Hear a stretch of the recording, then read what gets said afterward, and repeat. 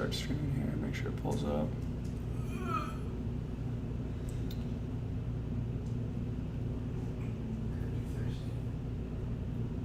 Amazing. All right, we're live. What's going on, everyone? Welcome to today's video.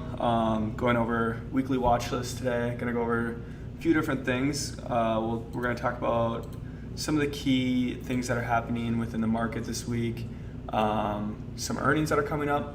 Cole's gonna give a quick overview of the market, and then we're gonna go over a watch list and what it is we're watching this week.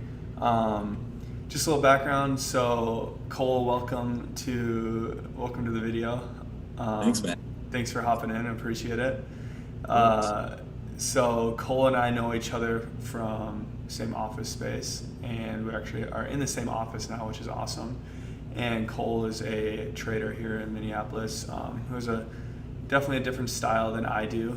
So it's fun to kind of get his perspective on things, especially when it comes to overall market conditions and the larger timeframes and broader perspectives of things.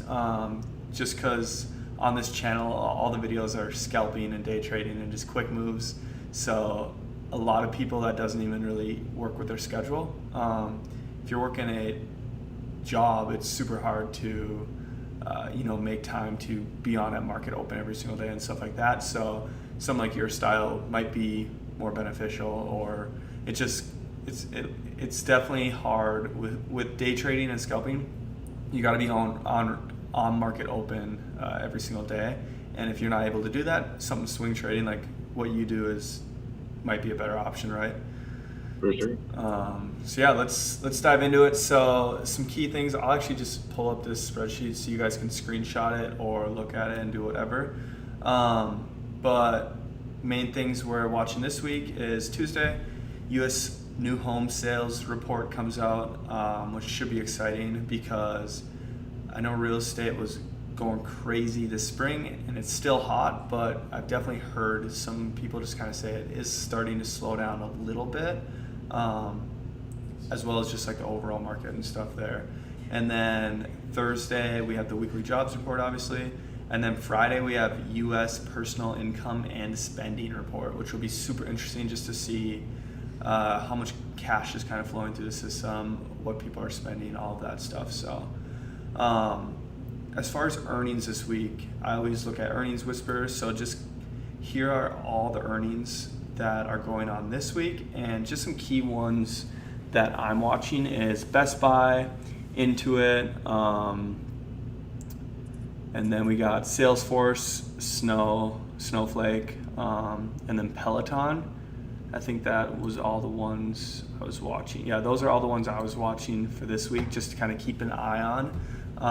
I don't necessarily trade earnings, but I'll trade the next day if it has a nice setup, especially if it sees a big gap or has some news. A lot of times they'll release some like insider news that can be super interesting and put a lot of movement into the stock. Are there any ones that you're kind of watching, Cole, going into this week specifically? Yeah, I don't know. I mean, much of the same, really. Yeah, I'm just kind of, as you know, like as of late, the breadth and stuff hasn't been great. So I haven't been placing a ton of emphasis on earnings as much, maybe more so like what the market's doing overall. But yeah, definitely those are all very notable for this week. Sweet. Yeah, I think it's been interesting because we see crazy earnings reports come out and just crazy numbers and news and stuff, and the stock opens up 0.01% the next day. Yeah. And it's like, I don't know why that is necessarily. I don't know if it's just scarcity around buying stocks that are already close to all-time highs or what that is, but it definitely makes me not want to play earnings at all, because I used to every now and then I'd take a leap with some options on earnings, but now I don't even bother with that. So Yeah, no, totally. Sweet. So yeah, those are the key earnings I'm watching this week. And as far as some key events this week, nothing too crazy. I think Powell speaks Friday as well, but I can confirm that.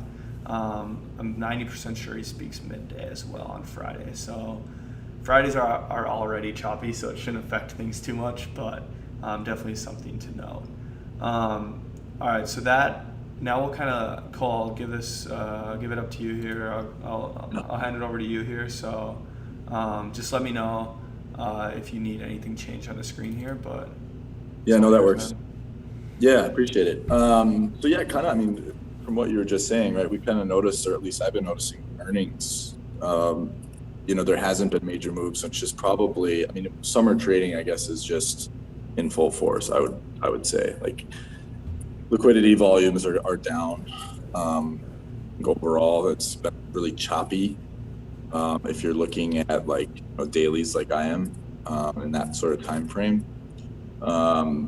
The breadth, so I look a lot at like breadth, relative strength, what industries and sectors are doing really well in comparison to others. And just, I think if anyone has been paying attention, it's pretty noticeable that there are, a number of maybe higher quality stocks that look really, really good. So like, Apple, Microsoft, some of those names, Cisco and things, like they look good.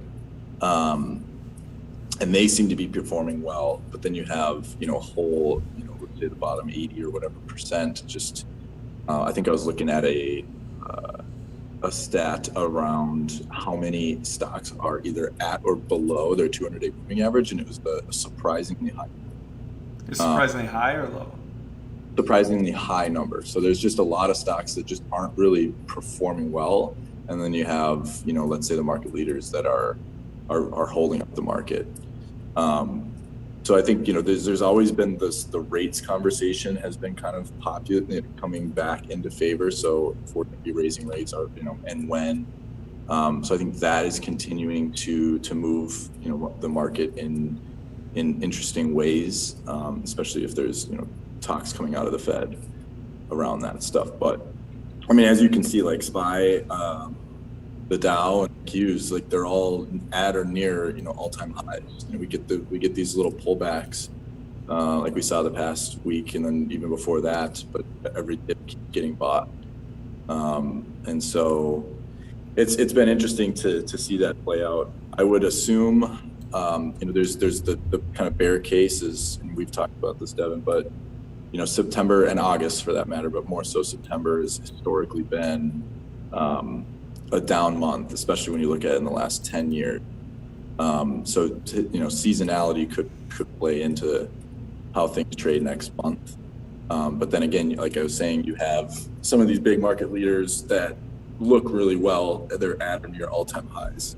And usually that isn't, if that's occurring and if that's happening, like we're seeing, Microsoft, Apple, some of these bigger names like looking really good, it's hard to see the market pull back, I would assume, too much.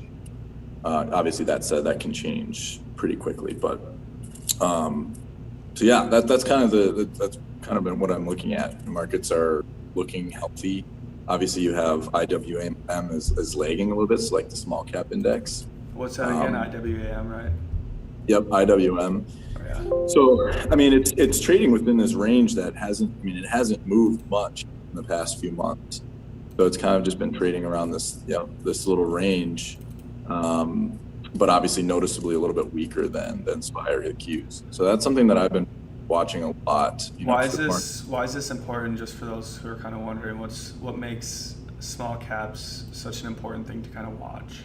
Yeah, so small caps, when they move, so small caps are kind of indicative of how the appetite for risk, like how people are looking at risk. And so like if small caps are performing really well, that usually means there's a high interest in risk or appetite for risk, because technically these lower cap names aren't as good of companies, right? Or they're newer, or they don't have as great revenues and things like that. So usually when IWM is performing well, it's indicative of low appetite for risk, which historically, is not necessarily a good sign. Usually, like small caps will really run and get kind of parabolic near a market top because there is all that appetite for risk, and then there's just no one left to buy. So seeing IWM kind of chop around like this isn't really a big deal. I will say though that if the market in general starts to roll over, I would be really leaning on IWM as a short, just because it's been the weakest.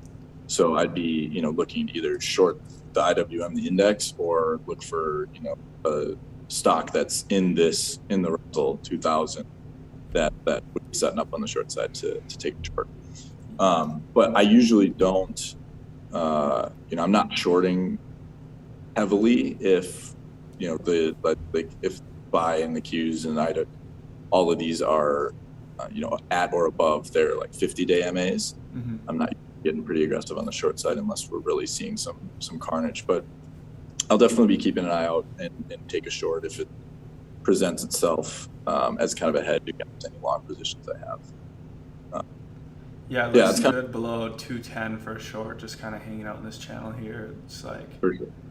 definitely been chopped. I know a lot of people were watching this right around here for this. A lot of people had thought it was going to break out here, correct? And it ended up kind of getting rejected there. So yeah, I would assume if either one breaks either way, we'll see a pretty sustained move in either direction. I would think. So how would it? So if it broke out to the upside, that could technically so it means people are willing to take higher risk. Does that mean the market is starting to peak out a bit because people tend to take higher risk at those all-time highs?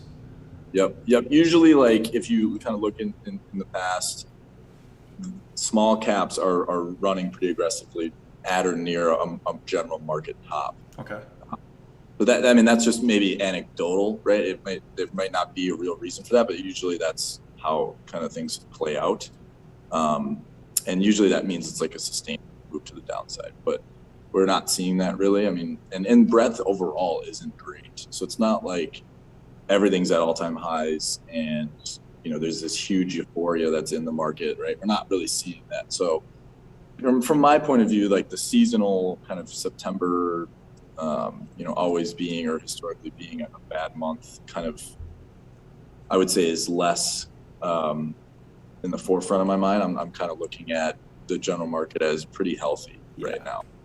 It's been tough to trade, but like I think in general, if you're in the right names, you're doing just fine. So that's kind of where my head's at, kind of the overall market. There's sectors that we've seen that have been really hot, so like steel and some of the infrastructure plays. When that bill was introduced and passed, we saw a lot of those names. So I'll be watching those for any sort of like consolidation or pullback, and maybe try and just get to move on some of those names. Nice. Yeah, that's the next question I was going to ask, is just key sectors going into this week. What are like the strong? What are the main strong ones to kind of keep an eye on? Yeah, so I would say keep an eye on any of the kind of infrastructure plays. So you're talking like, commercial lending, so finance in general, caught a bid because of theoretical financing of some of these, say, infrastructure projects. So a lot of financials, commercial real estate services have been pretty hot. Anything real estate really, I think has been doing fairly well. And then steel, some of these like commodity plays, I think we can keep an eye out for some of those. And then another thing I noticed late last week was crude was actually getting hammered. So oil names have been like Exxon, pretty much in lockstep with crude, and it's been getting pretty crushed. So that's something to keep an eye on. If oil continues to be weak, we'll see these continue to the downside. If oil can catch a bit, I think these could be fun little bounce plays that you could, scalp in my mind, right? Which would be like a 1 or 2 day hold. Yep. For a little like dead cat bounce kind of play. And then I guess the only other thing, I'm trying to think what else. Oh, another interesting thing that's been coming out is these China names. So like if you look at or a Baba got destroyed last week. Man, these things have been getting slaughtered. Like it's getting to the point. I mean, you see the volume on these days too, like just massively. Like people are just selling out of these, obviously because there's a lot of scrutiny right now within China. So these would be interesting. Like at some of these levels, if you come into some of these levels, like obviously with it being a news-driven kind of price action lately in some of these, it's a little riskier because you just never know what can happen with regulations and such. But some of these are getting pretty attractive as buys for a bounce.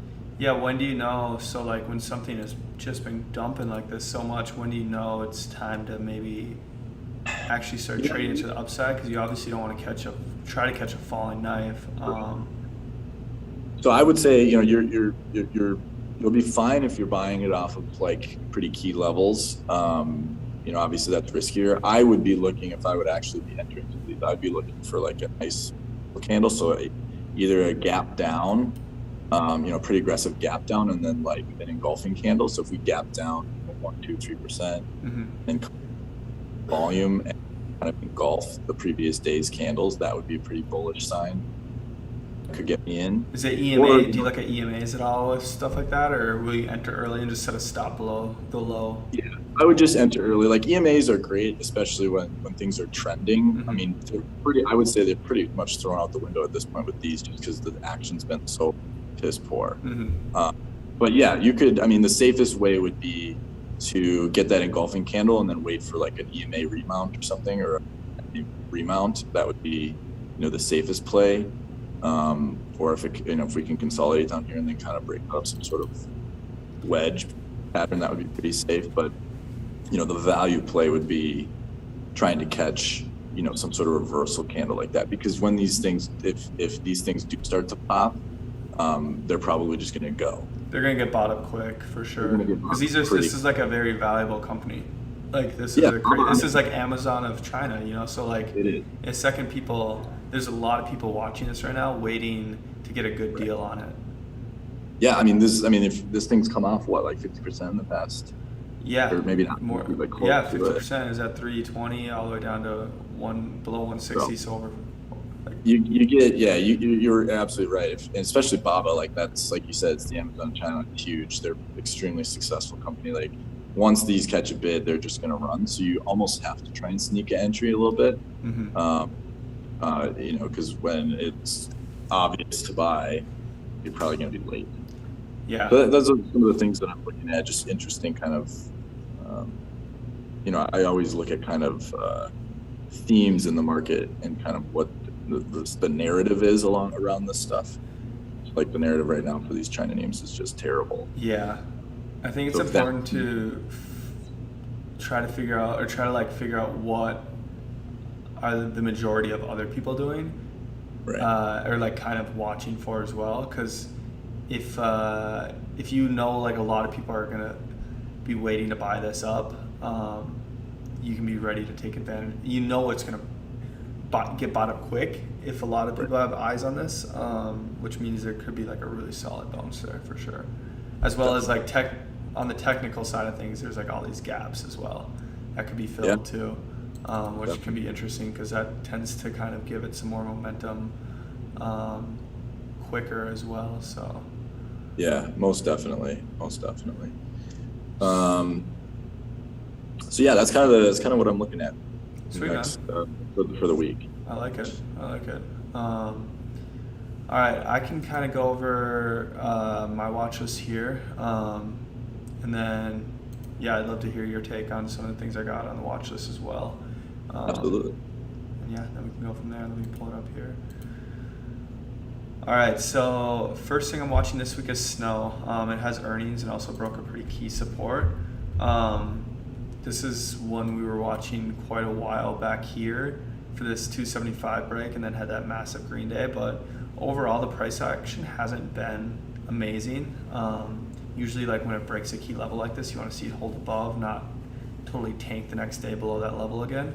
So this is definitely one of those stocks that has been quite challenging for me to trade.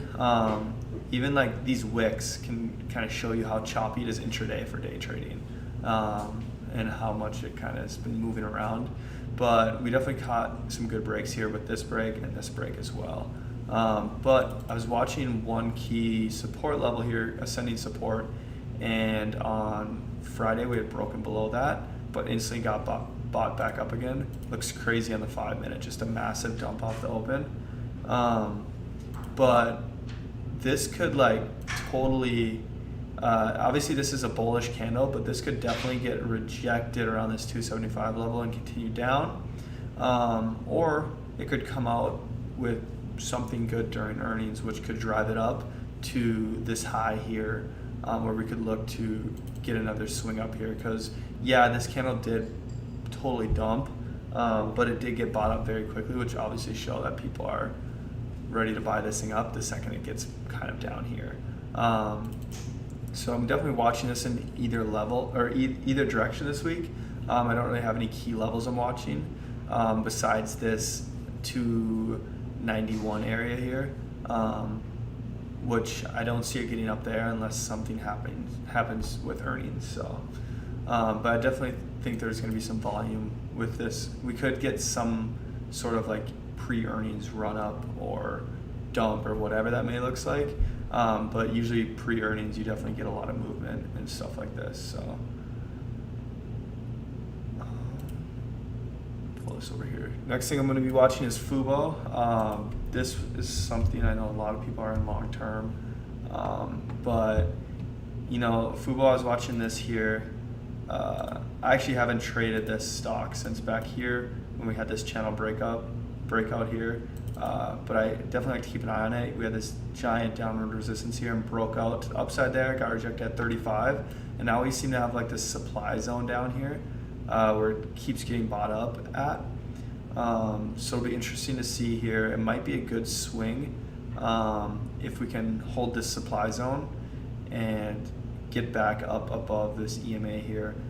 Even if we could kind of hang out down here for a little bit and kind of chop around like we did here, and then look for a run up above the EMAs. But I'm more just going over this just because I know a lot of people that are in the chat watch Fubo very closely because they're in it long term as well as have some longer term swings on it. So I just wanted to kind of go over the supply zone that I see here. But I don't know if I'll actually trade this. So next thing I'm watching is Facebook. Facebook looks like it's starting to get kind of interesting again. It looks like it's starting to get tight within some form of triangle here, or some form of wedge. Overall, it looks like if we could hold above this level right here, we could get a run up to that all-time high. But this thing's been choppy, so essentially what I'm looking for is a break out of this wedge here, and then if we can get some form of resistance that gives us a level we can play off of, that'd be super nice. So if that level is kind of that 665 here is at, yeah, 365 here. If we could show like some form of resistance there that's struggling to break through, I'd look to play a breakout above that. But Facebook's definitely showing where if it has a green day, it tends to run quite a bit. So like if it has a big green day, historically it like continues on throughout the week. So it's definitely something I like to watch on Facebook. Next thing I'm watching is Tesla. Tesla has a ascending support here that it bounced off of yesterday, and it's kind of holding above this level here. Obviously we were watching this previously, and then we got a breakout above that. But you know, this could be a great scalp play above 700. Tesla acts really interesting around these key levels every $100, and there tends to be walls there. So even though we had already broken above 700, hung out there for a while and then broken back down, I still think 700 is a great level to kind of trade off of going into this week, as well as if we break this support here, and just kind of being in the day trading community, I've seen quite a few people are watching this area here, this ascending support. If we break below that, we definitely could get a dump, and if 650 comes into play, that's a key level I'm watching. And then you know, we have a lot of room to come down here. Obviously we have some form of levels in here, but this is something I'm going to be watching this week. So it's nice to have levels on both sides on some of these stocks. That way when we're playing them throughout the week, we're not biased towards either direction, and we have plays no matter which way it goes. So I don't really care which way Tesla goes here, but I do want to have a plan for either direction. So big one I'm watching this week is Nvidia. This thing went crazy at the end of the week last week. It's been a challenging one to trade. Obviously we were squeezing here and broke out and got a nice run up, but then it came down with the market in the middle of last week, right? So, but I do think the all-time high break on this could be big. I'm hoping it doesn't. I don't like to use the word hope when trading, but ideally I don't want it to break out going into tomorrow just off of these massive green candles. But if we could get something where, you know, it kind of consolidates here around this all-time high, and then we get a breakout, that'd be perfect. Let me move this down here so I can see these levels. But yeah, if we could kind of consolidate here around 209.19, and then we get a breakout towards mid to end of the week, I think that'd be a really good play. And Nvidia, when it runs, it really likes to run, and it likes to do it right off the open. Like right here, for example, right off the open, it's running. So it definitely makes some big moves right off the open, which I like to play. And yeah, so that's the key level I'm watching.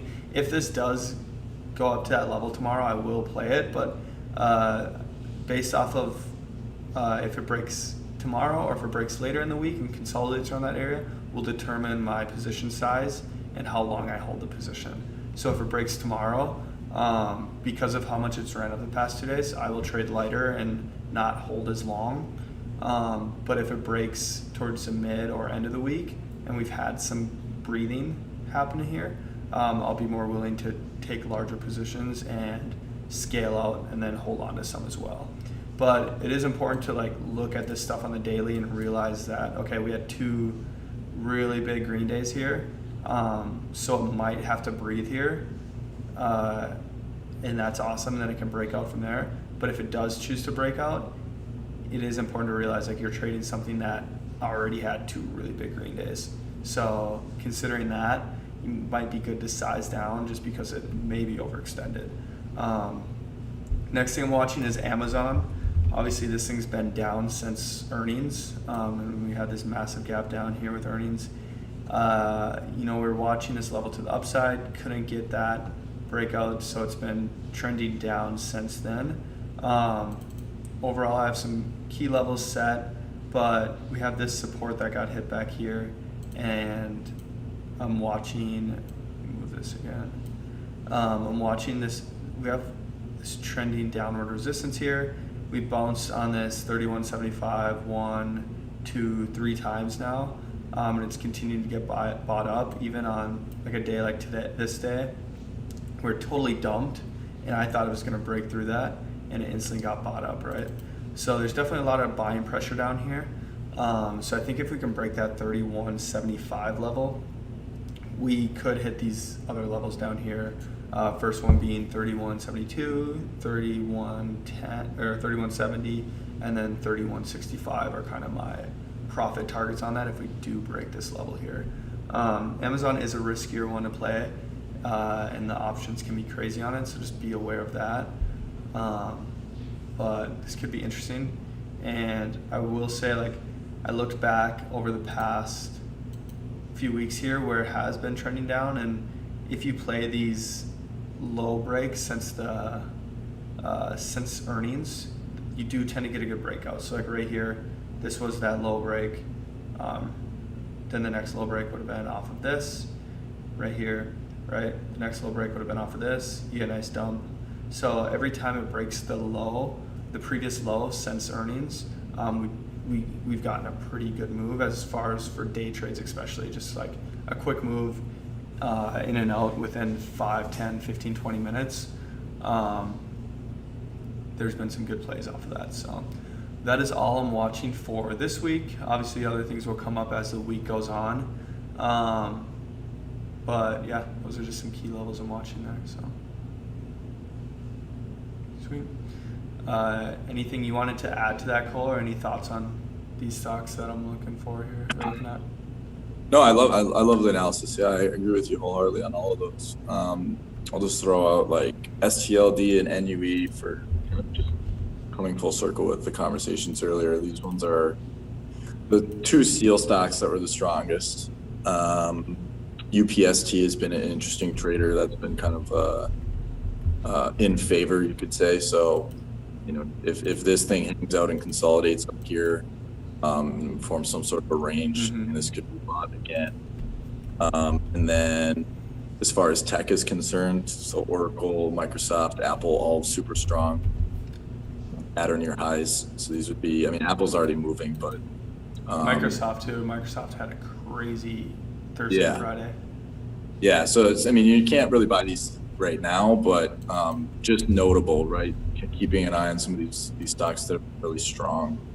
To maybe get some continuation one if the market continues up, right? We saw the Q's by Dow all on Friday, really saw some strength. So those would be ones I'd be looking at. And then kind of rounding out the oil conversation, right? ExxonMobil would be an interesting play. What's their ticker? XOM. So yeah, if oil catches a bid, this thing will as well. And similarly to those China names, this would be one that would move pretty quickly. And there's gaps, right? Because crude trades around the clock as a futures contract. So this thing could get going pretty. And then it's China, right? So BABA would be really the only one that I'd be looking to buy. That sentiment. Awesome. Team is another one that is already moving, but What's that ticker? TEAM. That's that Atlassian. So I think we threw this one out in the chat. PEEM? TEAM, just team. Oh, team. Oh yeah, team. Yeah. You were watching this one last week. Yeah. So this is another one that I'm already in a position, so I'm on average I got. But yeah, just a nice little flag consolidation setup. I mean, alpha earnings, like usually if you get that consolidation off earnings with that volume, I'd usually get some sort of continuation. So yeah, this looks great. This will be great if this can break 350 tomorrow. This is gonna move. Futures up overnight right now. It's a good sign. So yeah, this thing could gap and go if we get a gap up tomorrow. Yeah, my watch list. Do they have options available on this, right? They definitely do. I don't know. You would be a better person to ask in terms of like spreads and liquidity of those options if they're worth playing or not. But they definitely have some options that trade. And then similarly, Tesla too. That's been on my radar.